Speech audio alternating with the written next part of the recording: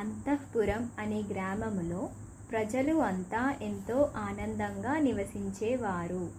ఒకరోజు వైశాలి అనే అమ్మాయి ఆ ఊరిలో అడుగుపెట్టింది. మరుసటి రోజు నుంచి ఆ గ్రామంలో అన్ని కీడు సంఘటనలు చోటు చేసుకున్నాయి. ప్రజలందరికీ ఊరిలో ఏమి జరుగుతుందో అర్థం కాలేదు.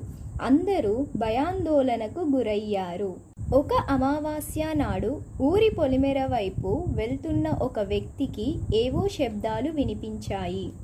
ఏమిటని చూడగా అక్కడ వైశాలి తాంత్రిక విద్యలు చేయడం గమనించాడు. అది చూసిన వెంటనే ఊరి పెద్దల దగ్గరకు వెళ్లి జరిగింది వివరించాడు. గ్రామ ప్రజలందరూ ఒక నిర్ణయం తీసుకొని వైశాలిని చెట్టుకు బంధించి కొట్టి చంపారు. ఆ తరువాత నుంచి ఆ గ్రామం మళ్ళీ మునపటిలాగా సంతోషంగా జీవనం సాగించారు.